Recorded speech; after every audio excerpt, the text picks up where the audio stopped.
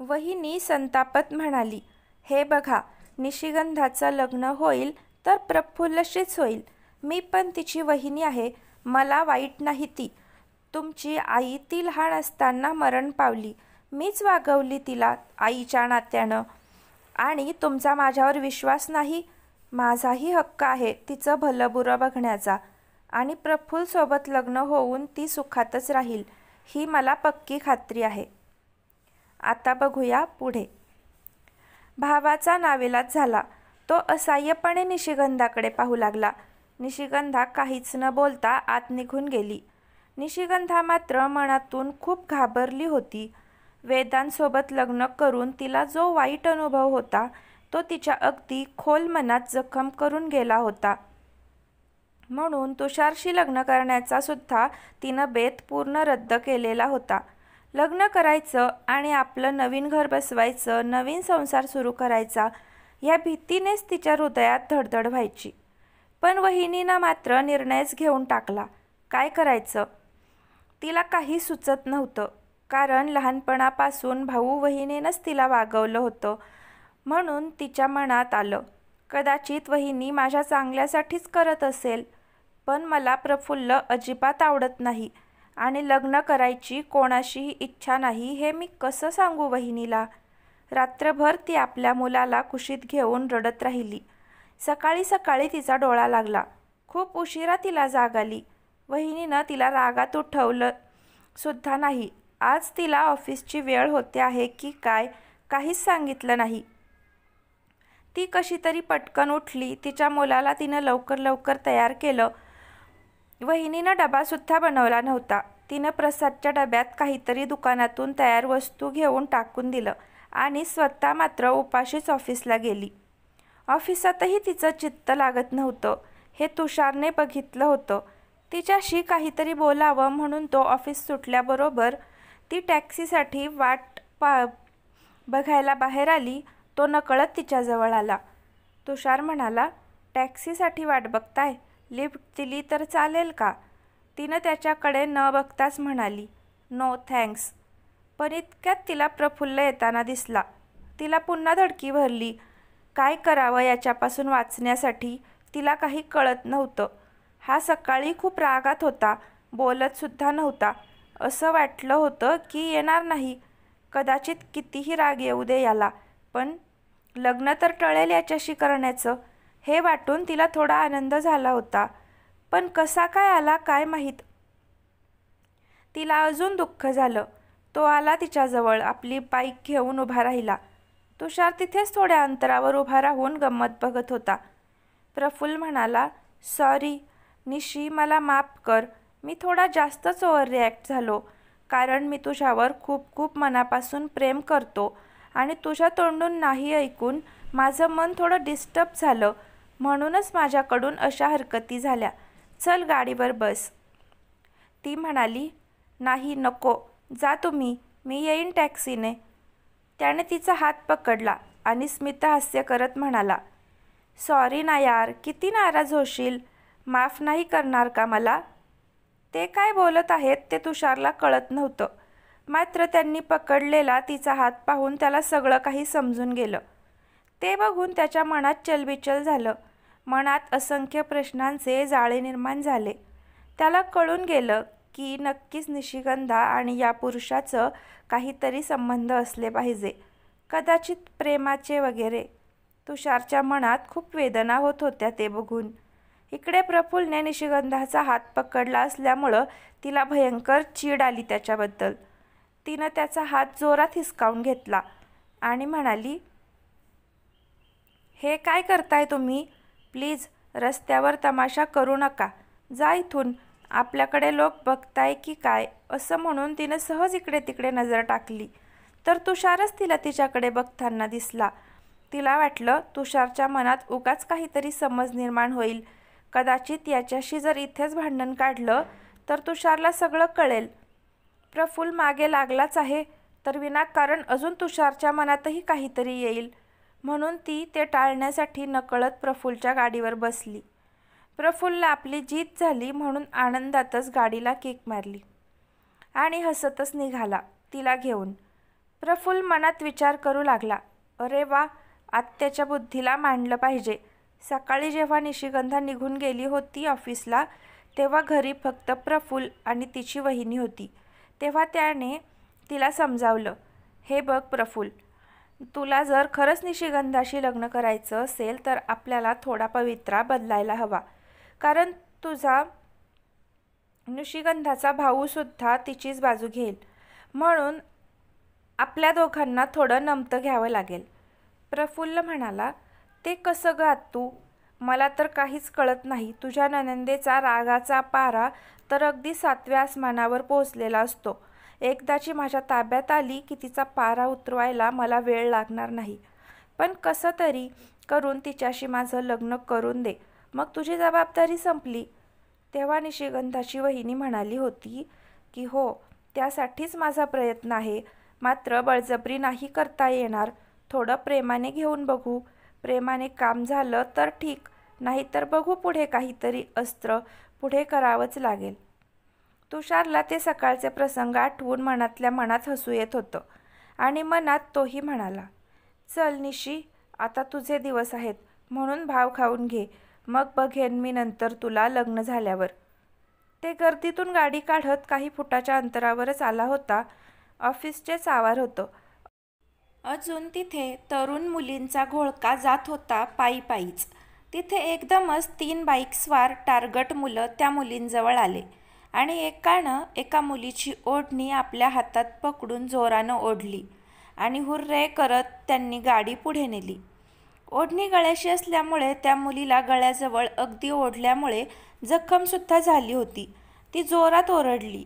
ते बघून इतर मुलीसुद्धा आरडाओरडा करू लागल्या. गाडी हळूच होती म्हणून ते बघून निशिगंधालाही पटकन खाली उतरून त्या मुलीजवळ गेली. प्रफुल्ल ही गाडी उभी करून बघत होता. निशिगंधा प्रफुल्लला म्हणाली, अहो बघा, ती मुलं इथे जवळच जात आहेत. गाडी स्टार्ट करा आणि पटकन त्यांच्या मागे जा आणि त्यांच्याकडून ओढणी घेऊन या आणि गाडी थांबवण्याचा प्रयत्न करा. प्रफुल्ल म्हणाला, वेडी आहेस का? मरायला पाठवते का मला? 3 मुलं आहेत ती, गुंड मावाली सारखे, माझं भरीत करून टाकतील. जाऊ दे, ओढणी गेली तर गेली, मुलगी तर वाचली आहे ना. निशिगंधा त्याच्या तोंडाकडे बघू लागली. अहो हो, पण जर या वेळेस त्या मुलांना सोडून दिलं, कोणीही लक्ष दिलं नाही तर उद्या अजून त्यांची हिंमत वाढेल आणि यापेक्षाही खराब काम ते करतील. प्रफुल्ल म्हणाला, करू दे, तुझं काय जातंय? कशाला फिरायचं असं मोकळ्या जागी मुलींनी? घरातच भाकरी बडवायच्या ना. काय गरज आहे कुठेही फिरायची? तू तर व्यवस्थित आहे ना? बस, त्यांचं त्या बघून घेतील. चल बस गाडीवर, वेळ होतोय. निशिगंधाला त्याच्या अशा बोलण्याचा खूप संताप आला. ती मनात म्हणाली, अरे पुरुष आहे की काय हा असा? किती वेगळी मानसिकता असते अशा लोकांची. तेवढ्यात तुषार त्यांच्या गाडीजवळ पळत आला. प्रफुल्लला पटकन ढकलून दिलं आणि त्याची बाईक घेऊन सुसाटपणे निघाला. त्या मुलांच्या मागे लागून त्यांच्या गाडीला आडवा गेला. तो एकटाच आहे हे बघून मुलं त्याला मारायला धावली, पण तुषारनं त्यांची चांगलीच धुलाई केली. ज्या मुलानं ओढणी ओढली होती त्या मुलाला त्या मुलीजवळ आणून नम्रतेने ओढणी परत करायला लावली आणि तिच्या पायांना स्पर्श करून माफी मागायला लावली. मला माफ कर ताई, असं बोलून त्या मुलानं त्या मुलीची माफी मागितली. थँक्यू दादा म्हणून मुलींनी तुषारचे आभार मानले. तुषारने प्रफुल्लची गाडी परत केली. प्रफुल्लला थोडी लाज वाटली, पण निशिगंधाच्या मनात काही यायला नको म्हणून म्हणाला, त्यात काय एवढं? मी कितीही गुंडांना लोळवलं असतं, पण अशा फालतू गोष्टींसाठी कशाला आपली एनर्जी वाया घालवायची उगाच. त्याची बढाई ऐकून निशिगंधाला थोडंसं हसू आलं. ती काहीच बोलली नाही. मुकाट्यानं बाईकवर त्याच्या मागे बसली. मात्र तुषारला मुलींबद्दल किती आदर आहे हे मात्र तिला पटकन दिसून गेलं. घरी येईपर्यंत तिच्या मनात तुषारविषयीच विचार घोळत होते. जेव्हा ते घरी आले तेव्हा मात्र वहिनी आलेली होती. वहिनीनं छान स्वयंपाक बनवलेला होता. हे दोघं आल्याबरोबर वहिनी म्हणाली, अरे आलात तुम्ही, चला या लवकर, आम्ही तुमच्यासाठी जेवणाचं थांबलो आहोत. तेवढ्यात नितीन दादा पण आला. चला या, सगळेच आलेत आता, एकत्र जेवू गप्पा करत, वहिनी निशिगंधाला म्हणाली. अगं निशी, जा लवकर फ्रेश होऊन ये आतून. बघ तुझी होणारी सासू आली आहे तुला भेटण्यासाठी. घरी आलेल्या मोठ्या लोकांना नमस्कार करण्याची सवय निशिगंधाला होती. सवयीप्रमाणे तिनं प्रफुल्लच्या आईला पायांना स्पर्श करून नमस्कार केला. प्रफुल्लच्या आईनं तिला आशीर्वाद दिला, सुखी रहा बाळा. निशिगंधानं त्या पाहुणीकडे बघितलं. प्रफुल्लची आई अगदी ओठात नकली हास्य आणत निशिगंधाला म्हणाली, जा बेटा, ये लवकर फ्रेश होऊन. भूक लागली असेल तुला. थांबतो आम्ही तुझ्यासाठी, मग गप्पा करत जेवण करू. तिच्यासमोरच वहिनीला म्हणाली. वंस, आवडली बरं आम्हाला आमची सून. वहिनी हसून म्हणाली. मग वहिनी, मी तुम्हाला सांगितलं होतं ना की माझी नणंद बघता क्षणी तुम्हाला आवडेल म्हणून. काय झालं, एका मुलाची आई जरी असली तरी तरुण आहे, सुंदर आहे आणि एका विधवेला सून करून घेण्याचं पुण्यही तुम्हाला लाभेल. हा शब्द वहिनीच्या तोंडून ऐकून वॉशरूमकडे जात असलेल्या निशिगंधाच्या हृदयात चर्र झालं. नकळत तिच्या डोळ्यात अश्रू आले. निशिगंधा हातपाय धुवून सगळ्यांसोबत जेवायला येऊन बसली. पाहुणे आलेले आहेत, बायकोच्या माहेरचे, म्हणून नितीनदादांनी नमस्कार करून हसून त्यांचं स्वागत केलं. त्यानंतर तेही त्यांच्याजवळ गप्पा गोष्टी करायला बसले. सगळे जेवायला बसले. प्रफुल्लसुद्धा बसला. मात्र निशिगंधा जवळच तो जेवायला बसला. तिची वहिनी आणि प्रफुल्लची मम्मी दोघेही त्या दोघांना चिडवत होती, हसत होती. प्रफुल्लला खूप छान वाटत होतं. तो मध्ये मध्ये लाजत होता, लाजून निशिगंधाकडे बघत होता. मात्र निशिगंधाला या गोष्टीची खूप चीड येत होती. शेवटी प्रफुल्लची आई प्रमिलाताई यांनी मुद्द्यालाच हात घातला. त्या म्हणाल्या, बघा वंस, आजच मी 10 तोळ्याच्या बांगड्या बनवून आणल्या माझ्या सुनेसाठी. त्या ऐकल्याबरोबर वहिनीचे एकदम डोळे आनंदाने चमकले. तिनं निशिगंधाला इशारा करतच म्हटलं की बघ तुझं नशीब किती चांगलं आहे. प्रफुल्लची आई पुढे म्हणाली, अजून भरपूर काही बनवायचं आहे तिच्यासाठी. गळ्यातला हार बनवायचा आहे, मात्र तिची पसंती कशी आहे ते मला माहीत नाही. म्हणून प्रफुल्ल आणि ती दोघेजण जाऊन स्वतः बनवून आणतील तर बरं होईल. अजून तिच्यासाठी खूप साऱ्या साड्या वगैरेही घ्यायच्या आहेत. हे बोलत असताना प्रफुल्ल प्रेमळ नजरेने निशिगंधाकडे बघत होता. हळूच प्रेमानं तिचा हात त्यानं हातात घेतला. मात्र निशिगंधानं पटकन त्याच्या हातातून हात सोडवून घेतला आणि थोडी बाजूला सरकून बसली. निशिगंधाच्या चेहऱ्यावरची नाराजी नितीनदादानं ओळखली. कितीही केलं तरी बायकोच्या प्रेमापोटी ते बोलत नसायचे. मात्र त्यांनाही आपली बहीण प्रिय होती. ते म्हणाले, अरे वा वहिनी, डायरेक्ट 10 तोळ्याच्या बांगड्या केल्या सुनेसाठी. प्रमिलाताई एकदम आनंदातच गर्वात म्हणाल्या, मग तर माझी एकुलती एक सून आहे. का नाही करणार? अजून लग्न झाल्यावर भरपूर करेल. सगळं त्यांच्यासाठीच तर आहे, माझं काय म्हातारीचं. नितीनदादा म्हणाला, तुमच्या सासूनं पण तुम्हाला दिले होते का? प्रमिलाताई म्हणाली, हो मग भरपूर दिले होते माझ्या सासूने. म्हणूनच तर मला पण द्यायचं आहे. नितीनदादा म्हणाले, अरे वा, तुमच्या सासूनं तुम्हाला एवढं दिलं आणि त्यांच्या एकुलत्या एका मुलीसाठी साधी एक सोन्याची नथसुद्धा निघाली नाही. मी 2 जोडी कपड्यात तिला लग्न करून इथं आणलं होतं. ते ऐकून दोघे नणंद भाऊजाईचा चेहरा काळा ठिक्कर पडला. त्यांना खूप अपमान झाल्यासारखं वाटलं. मला नको तुमचं सोनं, पण तुम्ही सोनेला एवढं देता आहात. तुम्हाला तुमच्या सासूनं दिलं, मग मुलीला का नाही? म्हणून सहज थट्टा केली हो, बस, दुसरं काही नाही. नितीनदादा हसत म्हणाले. हा टोमणा त्यांच्या बायकोला आणि बायकोच्या वहिनीला होता, हे मात्र त्यांना कळल्याशिवाय राहिलं नाही. प्रमिलाताईनं कसं तरी तोंड करत म्हटलं, जाऊ द्या ना नंदोईजी, मागचं काय धरून बसता? आत्ताचं बघा ना, तुमच्या विधवा बहिणीला एक अविवाहित हँडसम तरुण हरहुन्नरी मुलगा मिळत आहे. याच्यापेक्षा तिचं दुसरं नशीब काय असू शकतं? सोन्यापेक्षाही सोन्यासारखा मुलगा मिळत आहे. हा विचार करा आधी. निशिगंधाला आता मात्र सहन होत नव्हतं. तिनं मनाशी पक्क केलं की हीच वेळ आहे स्पष्ट क्लिअर करायची. जर आपण शांत बसून राहिलो तर बळजबरी माझ्या गळ्यात ही प्रफुल्ल नावाची धोंड घातली जाणार. म्हणून खूप हिंमत करून ती म्हणाली, सॉरी आंटी, मला माफ करा, पण मला लग्नच करायचं नाही आहे. मी आणि माझा मुलगा, आम्ही जगू आमचं आयुष्य. मी कोणावर भार पण होणार नाही. एवढं बोलून तिनं हात धुतला आणि तिच्या रूममध्ये निघून गेली. तिच्या वहिनीला खूप संताप आला.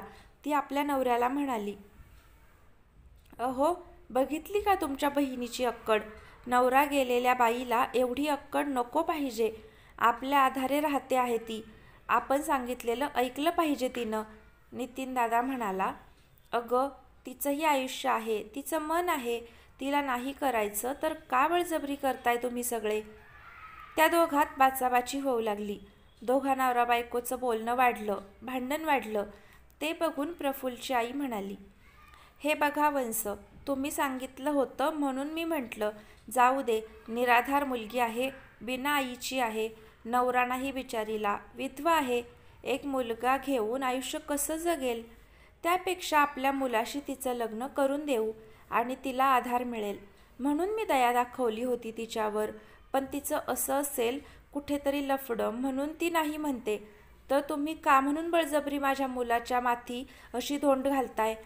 चल रे प्रफुल्ल, आम्हाला नको आहे मुलगी. प्रमिला प्रफुल्लच्या हाताला पकडून बळजबरी घेऊन गेली. प्रफुल्ल मात्र एवढंसं तोंड करून निशिगंधाच्या रूमकडे बघत होता. इकडे तिची वहिनी स्वतःच्या नवऱ्याला नितीन दादाला म्हणाली, हे बघा, तरुण मुलगी आहे. जर तिचा वाडाकडा तिकडा पाय पडला तर मला सांगू नका. तेव्हा मी सांगून ठेवते, एक दिवस ही मुलगी तुमची अब्रू विकेल, तेव्हाच तुम्हाला कळेल. त्याच्याशिवाय डोळे उघडणार नाही. जोपर्यंत मुलगा लहान होता तोपर्यंत ती घरातच असल्यामुळं माझी 24 तास नजर तिच्यावर असायची. तोपर्यंत ठीक होतं. तेव्हा मी बोललेसुद्धा नाही तुम्हाला. आता मात्र ती बाहेर ड्युटीला जायला लागली. काहीही होऊ शकतं. तरुण मुलगी आहे, एवढा चांगला विचार करून मी हे सगळं करत होते. मी सुद्धा एक स्त्री आहे. स्त्रीचं दुसऱ्या स्त्रीचं दुःख जाणू शकते. हा विचार करून तिचं लग्न करून दिलं तर हक्काचं घर तिला मिळेल. तिचे सगळे हट्ट पुरवण्यासाठी हक्काचा नवरा असेल तिच्याजवळ आणि माझ्याच माहेरी असणार, म्हणजे आपलंही लक्ष तिच्यावर असणार. ती आनंदात असेल हे लक्ष ठेवू शकतो आपण. एवढा चांगला विचार मी तिच्यासाठी केला होता. तिला लहानाची मोठी मीच केली. माझ्या मुलीत आणि तिच्यात फरक केला नाही. तेव्हा तुम्हा लोकांसाठी मी कितीही राबले तरी तुम्हाला काहीच नाही माझ्याविषयी. माझ्या या घरात किंमत अगदी शून्य आहे. माझ्या शब्दाला मान नाही. फक्त काम करायचं, बस. मोलकरींसारखं राबायचं तुमच्यासाठी. एवढंच माझं आयुष्य राहिलंय. मी मरून जाईन. माझ्या जीवाचं काहीही बरं वाईट करून घेईन. वहिनी जबरदस्त आकांडतांडव करत होती. तिच्या तोंडाचा पट्टा बंदच होत नव्हता. नितीन दादासुद्धा घाबरून गेले. तिला समजावणं हाताबाहेर गेलं होतं. निशिगंधाला तर आता खूप भीती वाटली. तिला कळून चुकलं की वहिनी माझं लग्न लावल्याशिवाय राहणार नाही. कारण मला भाऊ आणि वहिनीनंच लहानाचं मोठं केलं आहे. त्यांचं मला ऐकावंच लागेल. काय करू मी आता? ती उशीमध्ये तोंड खुपसून खूप रडू लागली. काय करावं तिला काहीच कळत नव्हतं. निशिगंधाचं मन अगदी साधं असल्यामुळं तिनं मनात विचार केला की वहिनीच्या गोष्टी मला आवडत जरी नसल्या तरी वहिनीनं माझ्या भल्यासाठीच करायचं ठरवलं होतं ते. ह्यात तिची काही चूक नाही. तिला प्रचंड दुःख होत होतं आणि इकडे भाऊ बहिणीचं भांडण वाढलं होतं. आणि इकडे घरी गेल्यानंतर प्रमिलाताईनं प्रफुल्लला सांगितलं, अरे, काय बघितलं तू त्या मुलीमध्ये? का बळजबरी तिच्याशी लग्न करायचं म्हणतो? प्रफुल्ल म्हणाला, अगं आई, मी सांगतो ते समजून तर घे आधी.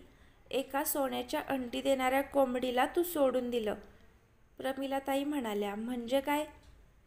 म्हणायचं काय आहे तुला?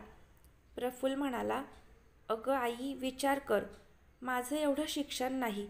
टेम्परवारी चालू पुरतं नोकरी तर लागली आहे, पण कधी मला त्या नोकरीतून बाहेर काढलं जाईल सांगता येत नाही. तिचं शिक्षण चांगलं झालं आहे, परमनंट नोकरी आहे. ती खूप हुशार आहे. पुढे तिला अजून नोकरीत प्रमोशन मिळेल. आपण घरी बसून तिच्या जीवावर खाऊ शकतो. अजून एक पॉईंट आहे. तिच्या पहिल्या नवऱ्याची, वेदांतची भरपूर इस्टेट आहे. ती इस्टेट तिच्या मुलाला, प्रसादला मिळाल्याशिवाय राहणार नाही. कधीही मागे पुढे मिळेलच. आणि प्रसादला मी माझा मुलगा म्हणून इथे ठेवेन तर सगळी प्रॉपर्टी नकळत आपल्याकडेच राहील. तर किती मालामाल होऊ आपण, विचार कर. प्रमिलाताईच्या डोक्यात मुलानं सांगितल्यामुळे एकदम लख्ख प्रकाश पडला. त्या त्याला म्हणाल्या, अरे मूर्ख आहेस का तू?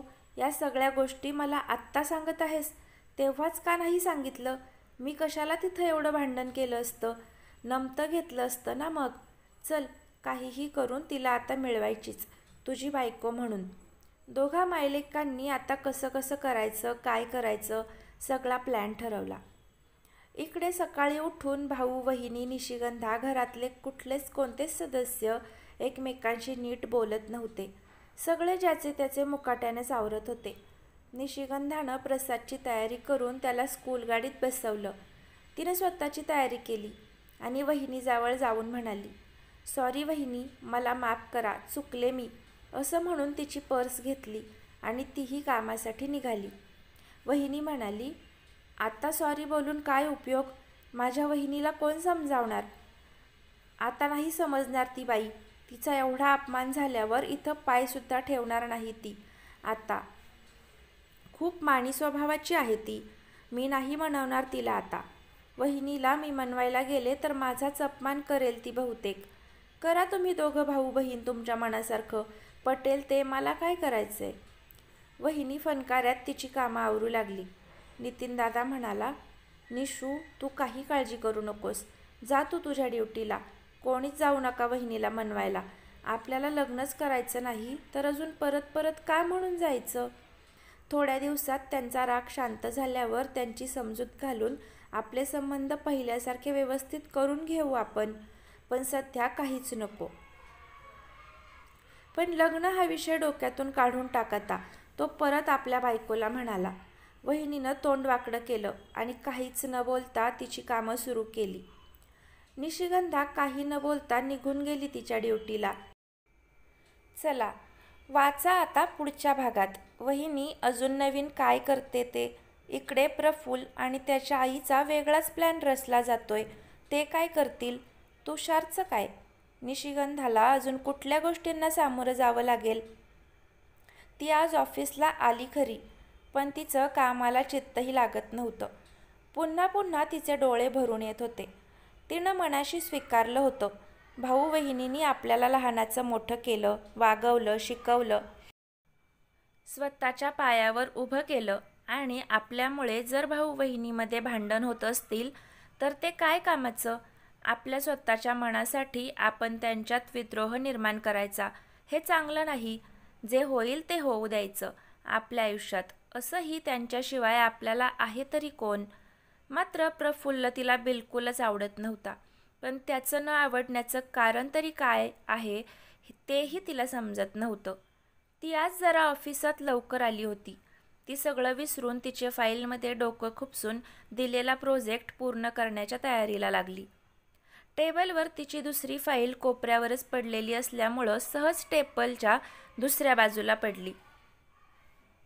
अरे देवा, असं म्हणत ती फाईल घेण्यासाठी उठली, कारण तिनं आजूबाजूला बघितलं, शिपाई पण दिसत नव्हता म्हणून स्वतःच उठली आणि दुसऱ्या बाजूनं फाईल घेण्यासाठी जाऊ लागली. त्याच वेळेस तिचं लक्ष नसताना खाली पडलेल्या कोणाच्या तरी फाउंटन पेनवर तिचा पाय घसरला. योगायोगानं तुषार घाईघाईनं त्याच्या केबिनकडे जाण्यासाठी त्याच मार्गानं आला. त्याचं लक्ष गेलं, तिच्या पायाखालून पेन सटकला आणि ती जोरानं आपटणार होती. नकळत त्यानं घाईनं पुढे जाऊन तिला पकडलं.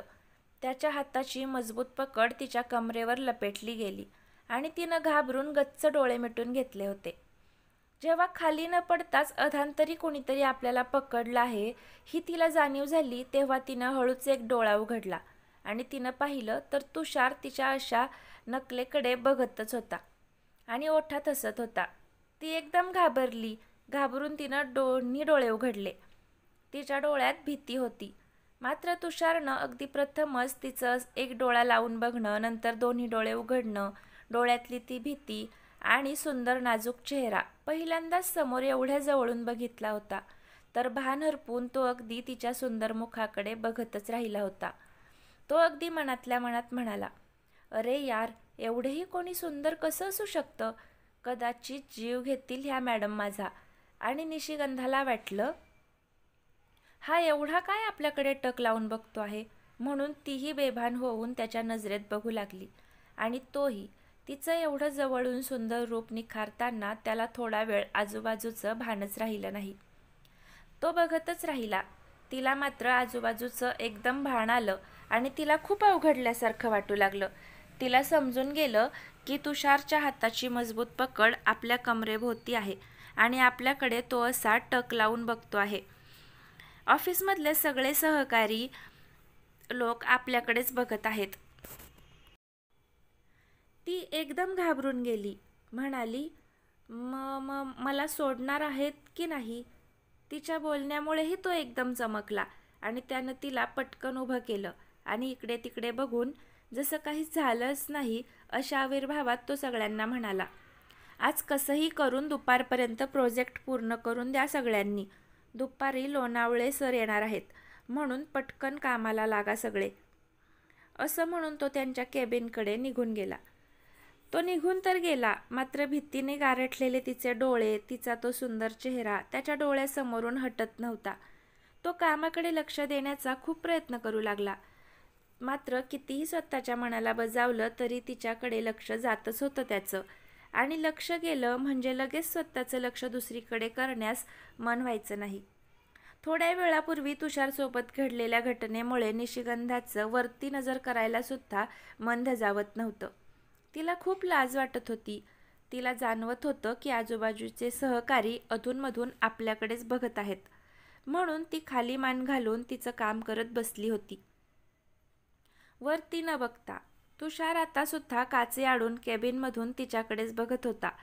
ती तिच्या कामात गुंग होती. काम करत असताना मध्येच तिची केसांची छोटीशी लड पुन्हा पुन्हा तिच्या डोळ्यांसमोर येत होती. ती पुन्हा पुन्हा मागे घेऊन कानाशी घेत होती. ती इतकी छोटीशी अदासुद्धा तुषारचं मन मोहून घेत होती.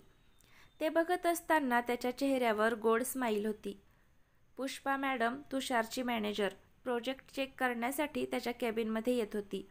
तेव्हा 1-2 नाही चक्क 4 वेळेस तिने मे आय कम इन सर बोलली. पण इकडे तुषार काचे आडून निशिगंधाच्या गोड रूपाकडे बघण्यात मग्न होता. पुष्पा मॅडमने एक वेळेस तुषारकडे आणि एक वेळेस निशिगंधाकडे बघितलं. मनातल्या मनात तिला खूप जेलेसी फील झाली, कारण तुषारवर ती इम्प्रेस झाली होती. खूप वेळा चांगलं काम करून किंवा अगदी मॉडर्न कपडे घालून यायची, जेणेकरून तुषारचं आपल्याकडे लक्ष गेलं पाहिजे आणि आपल्यावर आपले बॉस इम्प्रेस झाले पाहिजे असं तिला वाटत होतं. पण ती मनात विचार करू लागली, माझ्यासारखी मॉडेल सोडून ही इतकी खेडवळसारखी दिसणारी निशिगंधा किती साधी सिंपल साडी किंवा पंजाबी ड्रेसवर येते, तरी सरांनाही कशी काय आवडते आहे कोणास ठाऊक. ती एकदम डोळे रोखून रागात निशिगंधाकडे बघत होती. तेव्हा मात्र तुषारला एकदम भान आलं. त्यानं पटकन पुष्पा मॅनेजरकडे बघितलं आणि म्हणाला, हॅलो मॅडम, काय बघताय दारातूनच? तिथेच उभे राहणारा का? आत या, काय काम आहे? पुष्पा एकदम गडबडली आणि म्हणाली, हो हो सर. सर, मी तुम्हाला 4 वेळेस may I come in? Okay okay, कळलं, या आत. असं म्हणत पुष्पा मॅडमचं वाक्य अर्धवट तोडलं. पुष्पाची फाईल चेक करून झाल्यानंतर ती बाहेर गेली. त्यानंतर तुषारनं खुर्चीला मागे मान रेलून दिली आणि विचार करू लागला, अरे देवा, काय होतंय असं? मला काही कळत नाही. मला निशिगंधा आवडू लागलीये. मी तर लग्न न करण्याचा निर्णय घेतला होता आणि माझ्या सानिकाशिवाय दुसऱ्या कोणावर प्रेम होणार नाही हे मी सानिकाला सुद्धा सांगितलं होतं. पण माझं मन थाऱ्यावर का नाही? का असं होतंय मला? काही कळत नाहीये. असं म्हणतात की प्रेम फक्त एकदाच होतं, पण माझ्या बाबतीत तर ते खोटं ठरू पाहतंय. निशिगंधाचे विचार माझ्या मनात पुन्हा पुन्हा का येत आहेत? पण काल आपण बघितलं तिला एका पुरुषासोबत. किती हक्कानं तो तिला गाडीवर बसवत होता. तिचा बॉयफ्रेंड किंवा कोण असेल, काही कळत नाही. डोक्याचा अगदी भुगा झालाय विचार करून करून. पण तरी माझ्या मते निशिगंधा अशा कोणाच्याही गाडीवर बसू शकत नाही, तेही एवढ्या हक्कानं. कदाचित त्याच्यासोबत तिचं लग्न होत असेल का? जर तसं असेल तर आपल्याला तरी तिचा विचार सोडायला हवा. हे कदाचित पाप असू शकतं. ते पाप आपल्याकडून व्हायला नको. कमीत कमी जोपर्यंत आपल्याला कळत नाही की तो पुरुष तिचा कोणीतरी आहे, बॉयफ्रेंड वगैरे किंवा त्याच्याशी लग्न वगैरे, तोपर्यंत तरी आपल्याला निशिगंधाच्या विचारांचा त्याग करायला हवा. असं म्हणून अगदी दुःखी मनानं तो स्वतःच्या मनाला आवर घालण्याचा प्रयत्न करत होता. पण कितीही विचार सोडायचा प्रयत्न केला तरी डोक्यात निशिगंधाचे विचार येतच होते. संध्याकाळ झाली, ऑफिस सुटलं. निशिगंधाला वाटलं, चला आपल्यालाही टॅक्सी पकडावी लागेल लवकर, म्हणून ती पटकन बाहेर आली. टॅक्सीची वाट बघत उभी राहिली. तेवढ्यात तिकडून प्रफुल्ल गाडी घेऊन आला. तिच्यासमोर हसतच उभा राहिला. त्याला बघून तिला आश्चर्य वाटलं. अरे, हे दोघं मायलेक तर रागात गेले होते काल, आणि आज हा का आला असेल? अजून परत त्याच्या गाडीवर जावं लागेल. तिला टेन्शन आलं. तो म्हणाला, हाय डार्लिंग, चल बस गाडीवर. खूप प्रेम आहे ग माझं तुझ्यावर, नाही राहू शकलो तुझ्याशिवाय. वाटलं तू खूप रागावली आहेस, तुझा रुसवा काढावा. चल, आज आपण चांगल्या हॉटेलमध्ये इकडूनच जेवण करून घरी जाऊ. त्यानिमित्तानं थोड्या गप्पाही होतील आपल्या. ती नाईलाजानं त्याच्या गाडीवर बसली आणि म्हणाली, प्लीज घरी चला डायरेक्ट. माझा प्रसाद वाट बघत असेल. मला नको हॉटेलमध्ये जेवायला. तो दातोट खात रागात गाडीच्या सीटवर हात आपटत म्हणाला, प्रसाद प्रसाद प्रसाद. कधीही प्रेमानं बोलायला गेलं तुझ्याशी तर मध्येच प्रसाद येतो. स्वतःचं काही आयुष्य आहे की नाही? स्वतःच्या केसांमधून हात फिरवत रागात म्हणाला.